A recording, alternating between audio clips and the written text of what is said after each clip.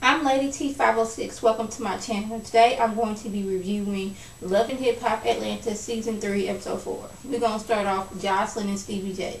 Jocelyn, she wants her wedding. She wants Stevie J's daddy to officiate everything. She wants her flower girls, bridesmaids. She wants the whole 9 yards. But Stevie J's on this. Look here, Jocelyn. We need to be making that money, getting you into clubs and promoting while you still have your 15 minutes of fame. We need to make this money while we can, and then we can think about that wedding a while back. They're still fronting, or I don't know if they're married or not when they was filming this, but they say they are. Other people's like, we looked for marriage certificates, didn't find anything. So since there's no wedding certificate that has been found, we're gonna say they're acting like they're married. She wants a wedding, he wants to wait, and he wants to make that money. Karlie Redd and her lunch party at the kiosk. Now, she has her, makeup line. They don't have a store yet, but they do have them a kiosk at the mall. So she's having her lunch party there, which I'm like, okay, we're going to go with it. Apparently, all the girls love it. Rashida and when her friends come up, they're like, okay, girl, Rashida was just joking, but I was like, yeah, you might want to be careful. You might want to have to do a Benadryl in case you have an allergic reaction to one of these medicines. Because, good for you, Karlie Redd, that you're, using your platform of being on Love and Hip Hop to get your makeup out there, because I don't know what you're singing and your acting is doing right now, but it's good that you're trying to have something to fall back on. And it seems like all the ladies that be on these shows, they either have a clothing line or a makeup line, or in Jackie Christie's case, a cognac line. So good for you, Karlie Redd. Mimi in her secret meeting with Jocelyn's booking agent. So Jocelyn, she's fed up with her booking agent. She done told this to Stevie J, but I didn't mention that. So the booking agent's like, okay, y'all trying to act like that. I'm going to go to Mimi because I know she's going to bring this up and she's going to stir the pot and get all your information out there.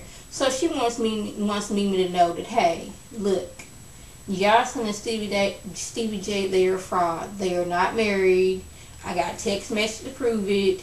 They lied to Benzino so they can get on the cover of his magazine. He don't even know it. Yes, and that ring that she's rocking, she got it from her ex-boyfriend. Mimi is just taking this all in, like she's happy, but I'm like, why? Like they still together whether they're married or not. Still together whether they, got money or not. Still together whether that's the ring Steve gave her or not. So I don't know why Mimi's happy. I guess she thought that they world was crumbling down, but they're still together and they still seem happy. But, getting that information did, I guess, make her feel better. Like, y'all over here lying about me being married. Stevie J ain't trying to marry you, Jocelyn. Y'all just putting on this front for the show. And then even brought Benzino into it. Like, he's sitting there thinking, yes, my friends and got married. They on the cover of my magazine. Lo and behold, they're not really married. So, Kurt, you just gonna hire this girl to be your nanny without doing any background check. See if she got a criminal history. See if she's been on drugs or is on drugs. Y'all know that girl could be crazy and try to take that baby as your own. This is that same girl last week that was on the show Jasmine. Benzino, Stevie, and Kirk, they all at the bar having shooting pool, and she comes over, hey guys, and gives Kirk this hug like they've been friends forever. Stevie and Benzino, they peeked this out like, okay, what's going on over here? It's like, okay, so y'all friends. And she's getting attitude like, that ain't none of your business, He's like, yes, this is Jasmine. He's saying how she got a good head on her shoulder. She's going to school and she's trying to better herself and all that stuff. And offers her the job of being Baby Carter's nanny. Without telling Rashida, mind you. Now this poor Jasmine girl don't even know that Kirk's married. He's like, yeah, my wife, and she's looking like, your wife? Hold up, how is this the first time I'm hearing about this wife of yours? That should have been her first sign that this is not going to be anything good if he has not told me that he is married. He's going around acting like he is single. Maybe I shouldn't trust this man, but Kirk for some reason think this is a good idea to hire her. Now, when Benzino and Stevie tell you, man, this is bad, it's bad. Because they always get into some kind of foolish craziness. And when they tell you this is bad, Kirk, you should listen to him. This is bad. Carly, she's trying to, apologize to Jock. Like, hey, I was wrong. I was trying to make you jealous. He was like, I wasn't so much jealous. I was just mad you coming at me like this. And she's trying to say sorry. He's like, you should have been thinking that before. But what Carly Red does, she, gives him that, okay, I can make it up to you in the bedroom. Let's go. And he's like, he's a man, that is his weakness, and he falls for it. Their relationship is so weird. It's like, they don't seem like two people that would be together. Like, you see them together, but you like, it just, I don't know. Something about them ain't right. I don't know if Carly Red was doing another, I'm a fake me a man to be on the show, or what. So, since Jocelyn hasn't fired her booking agent, Stevie J takes it upon himself to do so himself. So, he goes and meet up with her. He's trying to give her a hug, and she's not hearing it. She's like, don't even try that. I already know what you're trying to do, and it ain't fit to happen. He's basically, your services are done. And she was like, boo-boo, I got my money off the top. I know about all y'all fraudulence going on. I know how y'all not married. Here's a text message that Jocelyn sent me. Had a little piece of paper. I know that y'all are renting that house. Here is the real owners. He's like, I know who owns the house. I was like, yes, and it's not you. I know that you're renting BMWs and all kind of cars, that you're renting them. They are not yours. And she's going on to say how I put Jocelyn, she put her name on Jocelyn's apartment because Jocelyn's credit was bad. She got evicted. She's like, this is what a friend does, not a booking agent. She's like, I didn't have to do that. Y'all out here fronting like y'all got all this money and y'all buying houses, but you were renting.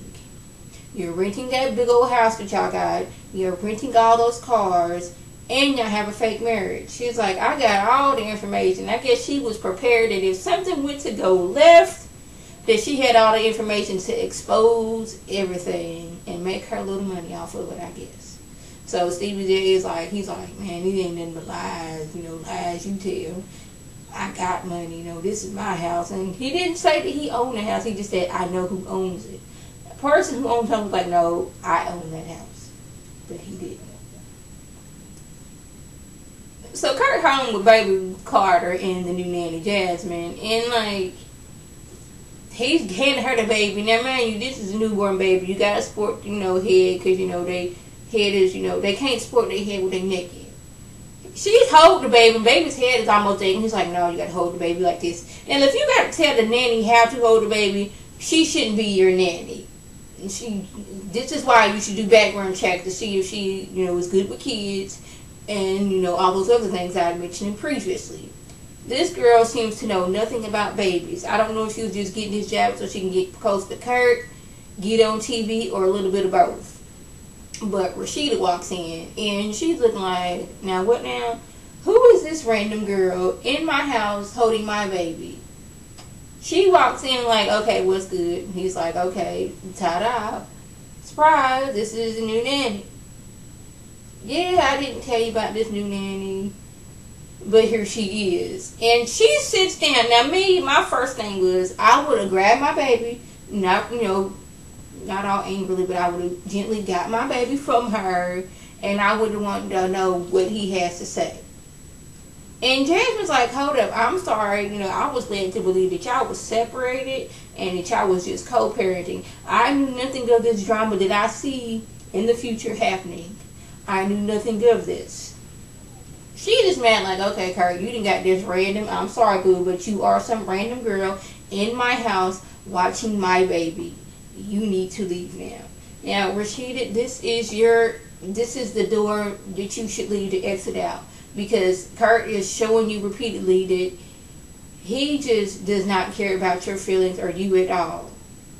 Like last season when he like can tell you to abort the baby and send the baby when he is, that should have been the start, if not going then. But now he's like not want you to be around, not want your mom to be around the baby. Then on top of that, invite some random girl you knew nothing about to take care of the baby. No. And is she thinking y'all separated? Yes. Kurt was wanting to get with this little girl and didn't think she was going to actually say, well, I thought y'all was separated in front of Rashida. You need to leave now, boo-boo. Now.